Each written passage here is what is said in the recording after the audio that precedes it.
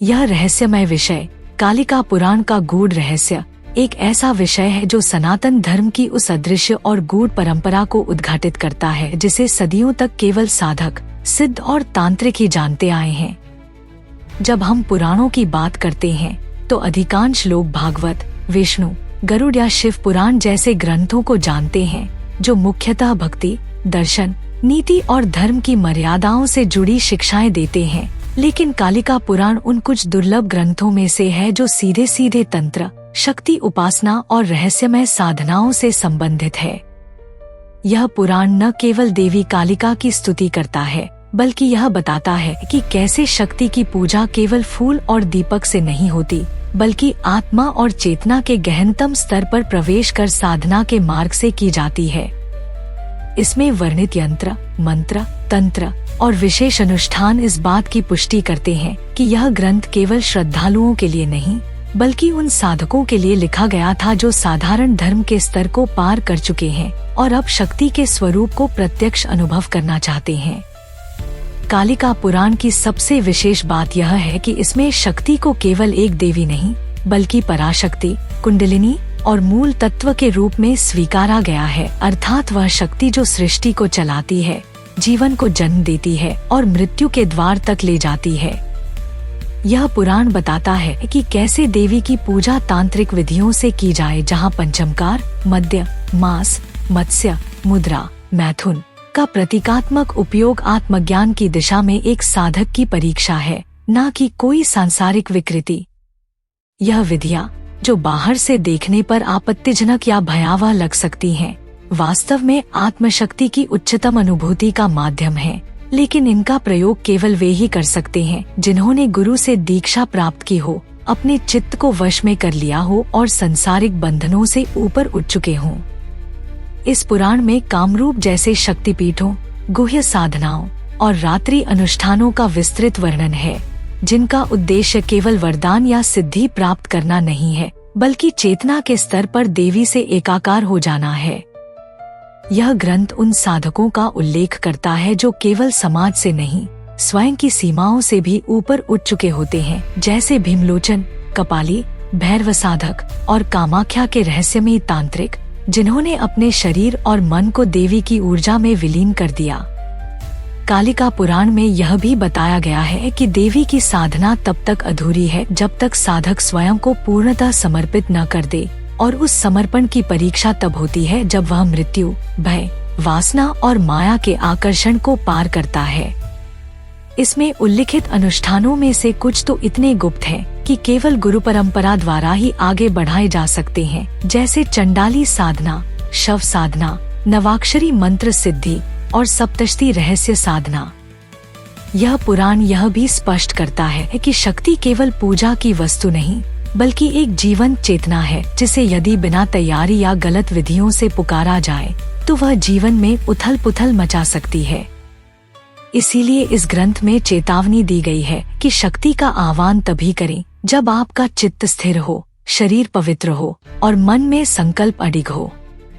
यह पुराण देवी के 64 योगिनी रूपों, 10 महाविद्याओं और भैरवों की विस्तृत व्याख्या करता है और उनके साथ जुड़े तांत्रिक क्रियाओं की रहस्यमयी व्याख्या देता है। कालिका पुराण यह भी बताता है कि कैसे कुछ साधनाएं विशेष रात्रियों में, विशेष स्थानों पर और विशेष चंद्र स्थिति में ही फलदायक होती हैं, और यदि यह नियम तोड़े जाएं, तो साधक को गंभीर मानसिक, शारीरिक और आध्यात्मिक संकटों का सामना करना पड़ सकता है। इस पुराण में तंत्र को कोई अपवित्र या वर्जित पद्धति नहीं बल्कि ब्रह्मज्ञान की एक लहर के रूप में देखा गया है, जहां उद्देश्य केवल सिद्धि नहीं बल्कि शक्ति के साथ विलय है।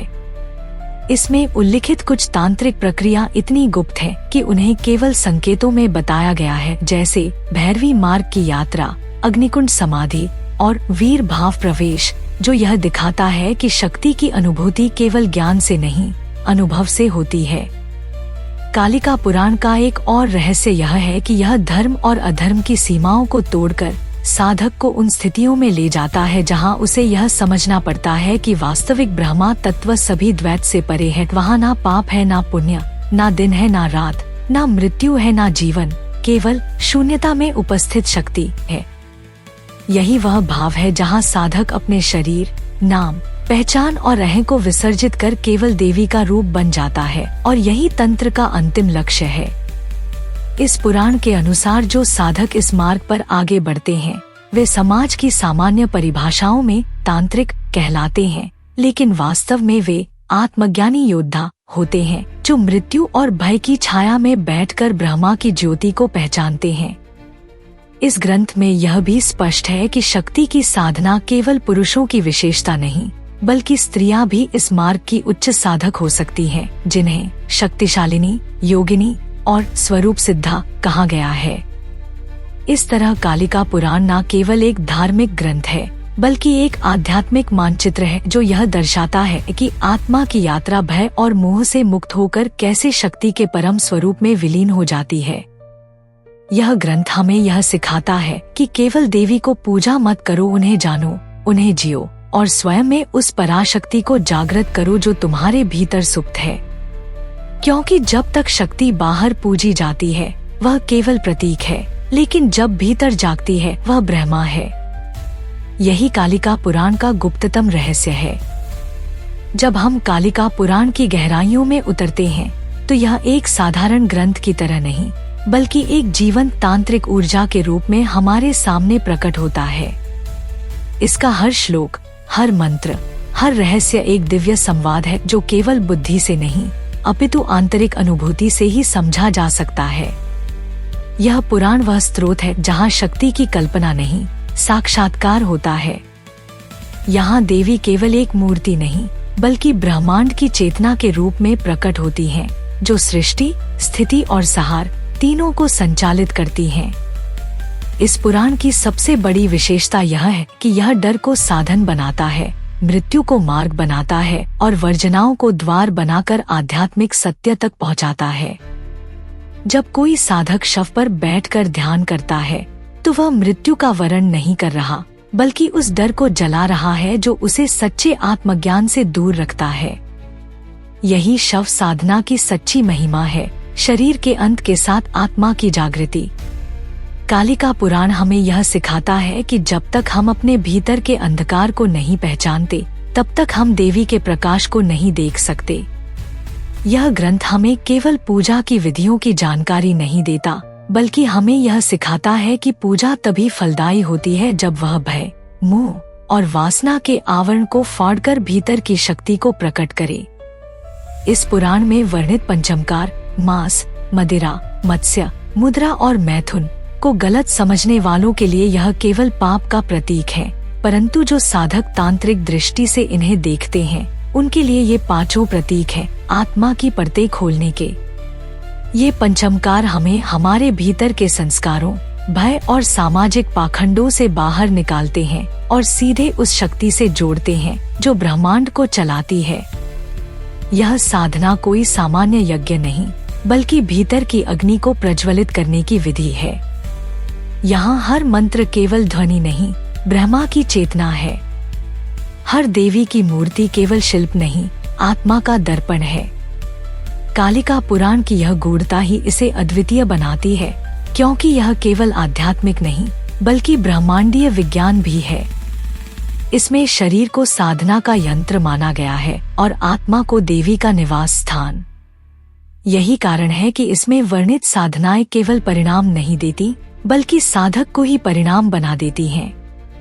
जब हम कामरूप, कामाख्या, गुहद्वीप और शवस्थान जैसे स्थलों के रहस्यों को समझते हैं तो स्पष्ट हो जाता है कि यह ग्रंथ भूगोल नहीं, चेतना का मानचित्र है। यह पुराण बताता है कि देवी की ऊर्जा को जागृत करने के लिए केवल मंदिर की दीवारें नहीं, बल्कि आत्मा की भीतरी दीवारों को तोड़ना आवश्यक है। यहाँ कोई बंधन नहीं, केवल मुक्ति है, और वह मुक्ति उसी को मिलती है जो परंपरा से परे जाकर चेतना से जुड़कर देवी से संवाद कर सके। यही संवाद है जो सच्चा तंत्र है, जहाँ मंत्र केवल उच्चारण नहीं, साक्षात अनुभव है, जहाँ यंत्र केवल धातु का टुकड़ा नहीं, ब्रह्मा की प्रतिच्छाया है, और जहाँ तंत्र केवल प्रक्रिया नहीं, साक्षात ऊर्जा का प्रवाह है। कालिका पुराण हमें यही सिखाता है कि शक्ति को बाहर मत खोजो, वह तुम्हारे भीतर है, बस उसे पहचानो, स्वीकार करो और उसका आलिंगन करो। यह निष्कर्ष केवल एक समापन नहीं, बल्कि एक आरंभ है उस साधना का जो अब शुरू होगी। जब दर्शक यह वीडियो समाप्त करेगा तो वह केवल एक रहस्य जानकर नहीं जाएगा, बल्कि उस रहस्य का भाग बनकर जाएगा। क्योंकि कालिका पुराण का उद्देश्य केवल पढ़ाना नहीं, बदलना है। यह पुराण तुम्हारे भीतर की नींद तोड़ने आया है, तुम्हारे भीतर की देवी को जगाने आया है।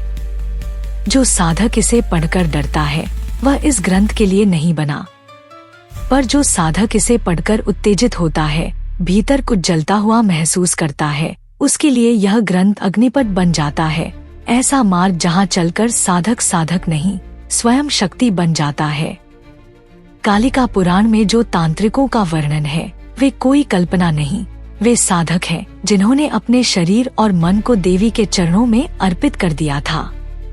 वे वह लोग थे जो मृत्यु से नहीं डरते थे, क्योंकि उन्होंने मृत्यु को ही अपना साधन बना लिया था। वे वह साधक थे जो रात्रि के अंधकार में, श्मशान की राख में, मंत्रों की गर्जना के साथ ब्रह्मांड के रहस्यों से संवाद करते थे। उनका मार्ग कठिन था, लेकिन सत्य से भरा हुआ। उनका उद्देश्य सिद्धियां नहीं, मुक्ति थी। और यही तंत्र का अंतिम सत्य है, सिद्धि नहीं, मुक्ति। तो अब जब तुम इस ग्रंथ से बाहर निकलो तो याद रखो, तुमने केवल एक पुराण नहीं पढ़ा, तुमने देवी के स्वरूप को महसूस किया है। अब वह स्वरूप तुम्हारे भीतर जीवित है। उसे मत दबाओ, उसे साधो। डर को भस्म करो और शक्ति को जागृत करो। यही है कालिका पुराण का अंतिम संदेश। शक्ति को जानो, शक्ति को मानो और स्वयं शक्ति बनो।